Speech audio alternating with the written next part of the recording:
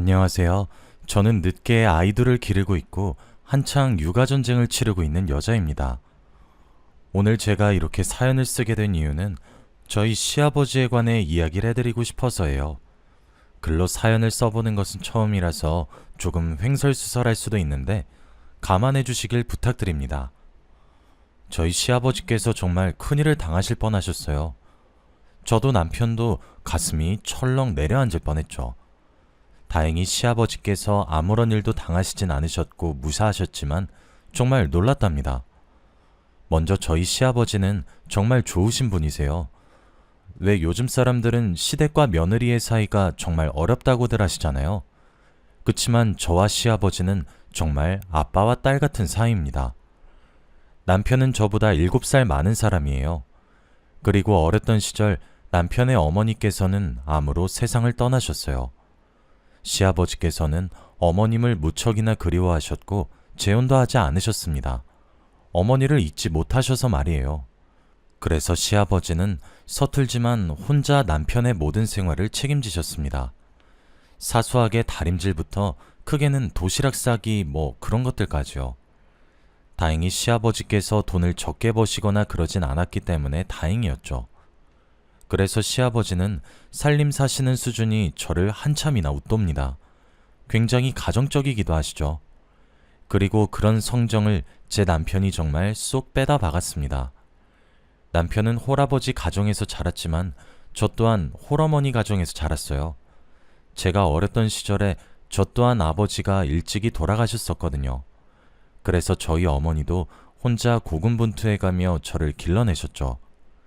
처음 상견례를 하던 날짜였는데 시아버지께서 저희 어머니께 여자 혼자서 이렇게 훌륭하게 자식을 키웠다는 사실이 얼마나 멋있는지 모르겠다고 한마디를 건네셨던 장면이 아직도 눈에 선할 정도지요. 저희 시아버지는 그렇게 멋진 분이십니다. 외적으로나 내적으로나 말이에요.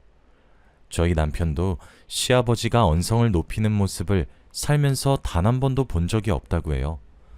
처음에 시아버지께 인사를 드리러 갔을 때에도 남편을 혼자 길러내셨다고 하셔서 조금 겁을 먹었습니다. 남자 혼자 살림을 사는 것이 쉽지 않으니까 깐깐하시거나 엄격하시면 어쩌나 정말 걱정했었죠. 그런데 전혀 아니었습니다. 저는 누추한 곳에 찾아온 귀한 손님이라고 하시면서 물 한 잔도 제 손으로 못 떠먹게 하셨었죠.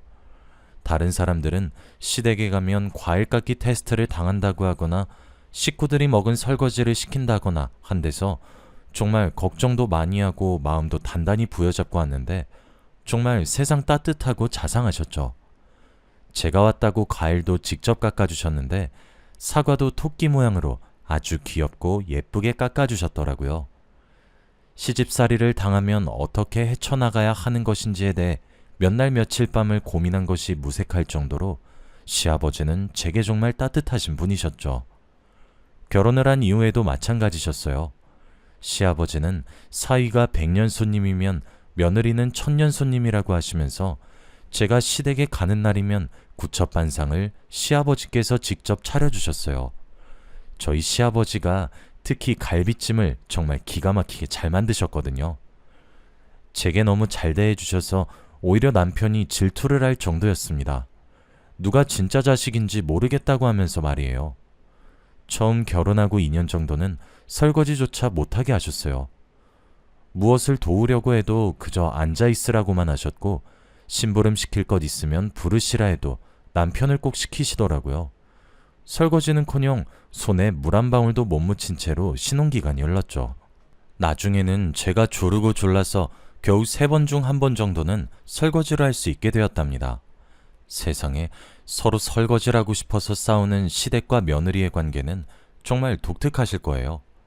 며느리 손 상하는 것 아니냐고 발을 동동 굴리시는데 정말 그 모습을 보고 있으면 저희 아빠 생각도 나고 가슴 한켠이 뭉클하게 다가오곤 하죠.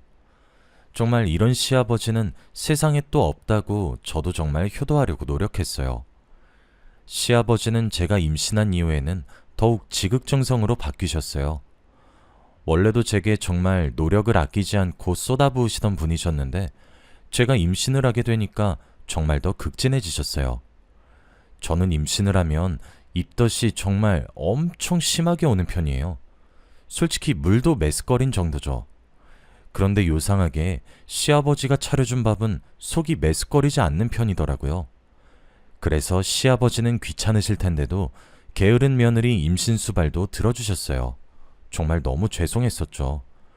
죄송해하는 듯한 기미를 보이기만 하면 시아버지는 늘 제게 그렇게 말씀해 주셨어요.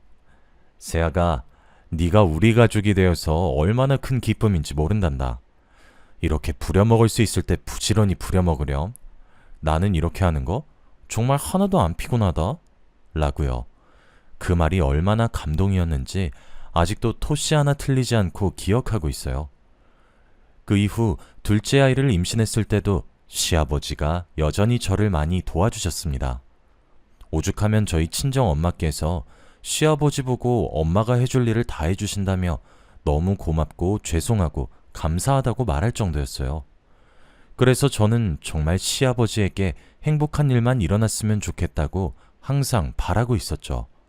그렇게 둘째 아이의 신생아 시절을 한창 보내면서 전쟁을 치르던 도중이었습니다. 근래에 들어 시아버지가 도통 보이질 않는 것 같았죠. 제가 갓난쟁이에게 너무 치여 살다 보니까 눈치를 늦게 챈 것이었어요. 원래 첫째 때도 그랬듯이 하루가 멀다 하고 저희 집을 찾아오고 그러셨어야 하거든요. 혹시 불편할까봐 미리 말씀드리자면 저는 시아버지가 매일 오셔도 환영하는 입장이었습니다.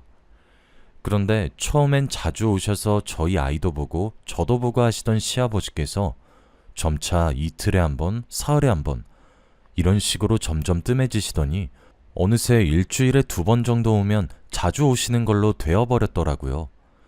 그래서 시아버지가 집에 놀러 오셨을 때 남편이 잠깐 자리를 비운 사이에 시아버지께 여쭤봤어요. 아버님, 혹시 요즘 연애하시는 거세요? 하면서요. 그런데 아니 웬걸? 시아버지께서 얼굴이 홍당무처럼 빨개지시더니 눈도 못 마주치시고 헛기침을 큼큼 하면서 남편한테는 비밀로 해달라고 하시는 것이 아니겠어요? 저는 어머 대박! 아버님 축하드려요! 하면서 혼자 막 좋아했었죠. 아버님은 다 늙어 빠진 나이에 이제 여자 만나겠다고 하는데 다 늙어서 주책 맞지? 하시면서 의기소침하게 말씀을 하시는 거예요. 저는 아니 아버님 당치도 않아요. 사랑의 국경이 어디 있고 나이가 어디 있어요. 그리고 우리 남편도 아버님 사랑 응원할 거예요.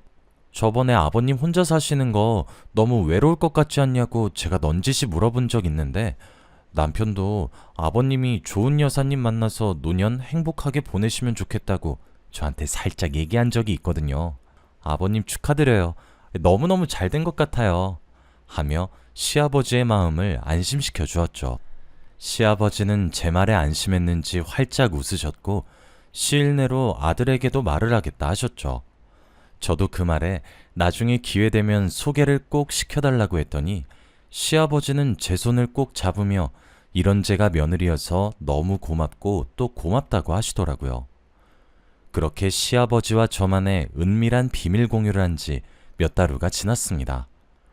저와 남편은 시아버지와 만남을 가지고 있는 분을 소개받았고 함께 식사 자리를 가지게 되었어요.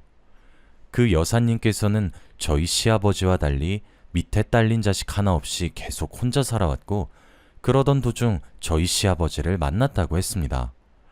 시아버지보다 8살 정도 어린 여사님이셨어요. 곱게 화장을 하고 단정하고 기품있게 차려입은 모습이 참 우아하단 느낌이 물씬 들었지만 왠지 모르게 불쾌한 느낌을 폴폴 풍기는 것 같았어요. 여자의 육감이란 말이 괜히 있는 것이 아니잖아요. 뭔가 쎄한 느낌이 들었고 정이 안 가더라고요. 제게 분명 화사하게 웃어주고 친절하고 다정하게 말씀을 하시는데 말이에요. 살림을 합치고 살 거라는 이야기를 시아버지께서는 담담하게 저희 부부에게 하셨고 저와 남편은 축하한다는 인사를 건네었죠. 사실 그때 남편의 표정도 살짝 굳어 있었다 하더군요. 저는 제 생각에 빠져서 남편의 표정까지는 신경을 쓰지 못하고 있었거든요. 집에 도착하고 난 뒤에도 남편은 한참 동안이나 무건수행을 하셨죠. 뭔가 낌새가 이상해서 남편을 추궁해보니 남편이 그러더라고요. 그게 돌아가신 우리 엄마랑 정말 많이 닮았어. 마치 엄마가 나이가 들면 딱 저런 얼굴이 될 것처럼 말이야. 저는 시아버지가 왜 여사님께 반했는지 그 이야기를 듣고 바로 알게 되었죠. 시어머니를 너무 사랑해서 재혼조차 하지 않으셨던 분이셨으니까요.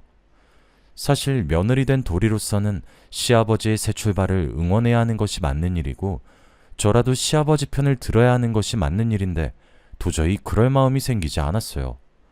그냥 여사님이 엄한 시아버지를 건드리는 것만 같아서 너무 별로였죠. 아니, 싫다는 감정에 더욱 가까웠던 것 같습니다. 그리고 티를 내지 않으려고 노력하였지만 저를 잘 알고 있으신 분이 시아버지셨기에 어쩔 수 없이 이런 제 마음이 티가 나게 되었고 시아버지는 제게 정말 많이 서운해하셨습니다. 남편도 제게 서운해하는 눈치였어요. 그런데 저도 정말 응원하고 싶은데 영 정이 안 가는 것을 어떻게 해야 할지 모르겠더라고요. 그래서 그 이후부터는 뭔가 제가 시아버지께 집착 아닌 집착을 하기 시작했던 것 같습니다. 자주 연락을 하기는 했지만 매일 아침 저녁으로 전화를 드려서 안부를 여쭈었어요. 아마 두 분이 살림을 합치고 나신 이후부터 줄곧 그랬던 것 같습니다. 그런데 저도 제가 왜 이렇게 불안해하고 마음이 놓이지 않는지 정말 이해가 되질 않았어요. 그리고 시아버지는 몰라보게 태도가 많이 달라지셨죠. 예전에는 제 전화도 귀찮아하지 않으셨던 분이셨는데 확인 전화를 하는 거냐고 자기를 감시하는 거냐고 화를 내기도 하셨고 연락도 잘 되지 않으셨어요.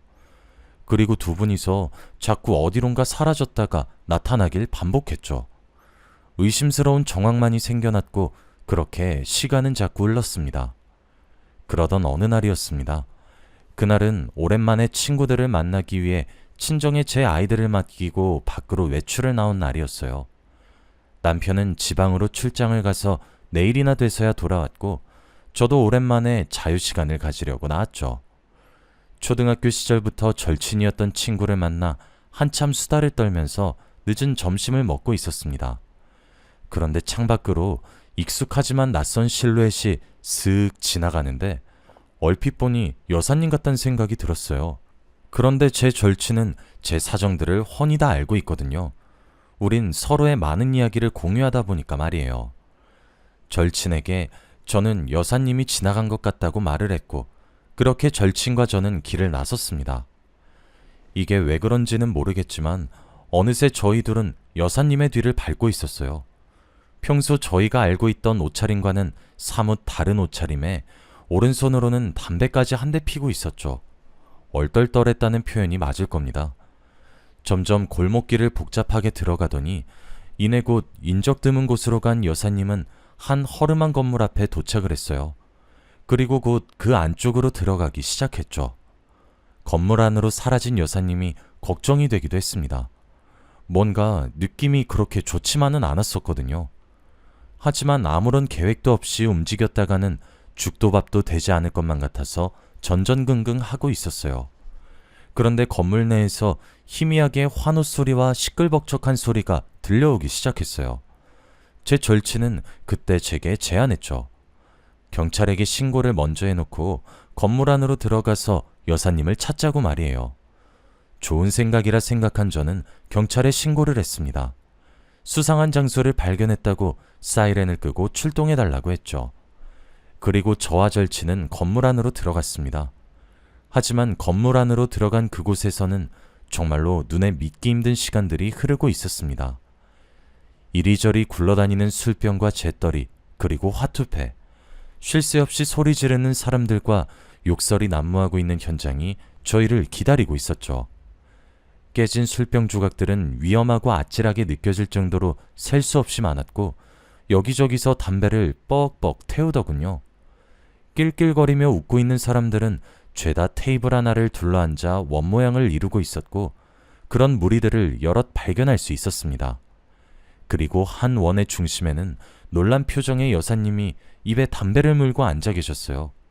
저와 눈을 마주친 여사님은 놀라서 벌떡 일어나더군요. 그때까지도 저는 상황 파악이 되지 않고 있었습니다. 이렇게 허름한 곳에서 왜 화투가 돌아다니는 거지? 저 돈들은 대체 다 뭐야? 하면서 생각에 빠졌죠. 저뿐만 아니라 제 절친도 함께 말이에요. 그렇게 저희의 의문은 한창 깊어졌습니다.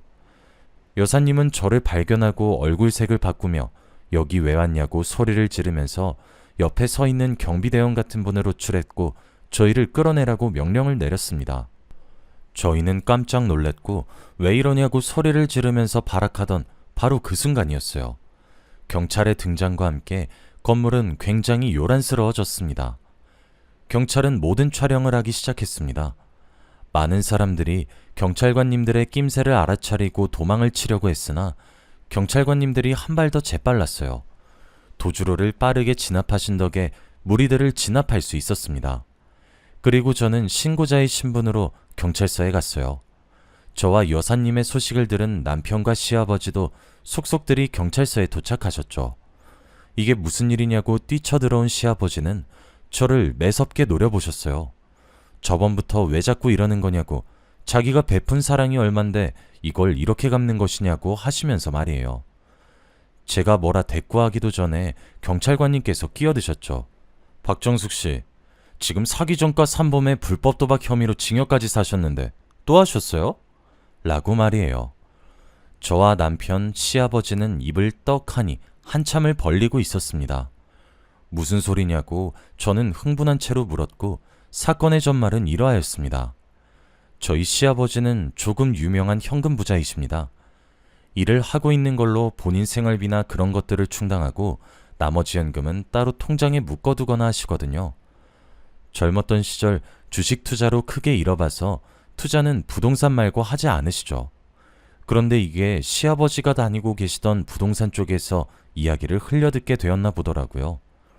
몇 년 전 시아버지가 투기하셨던 땅값이 크게 오르면서 차익을 정말 억 단위로 맛보신 적이 있으시거든요.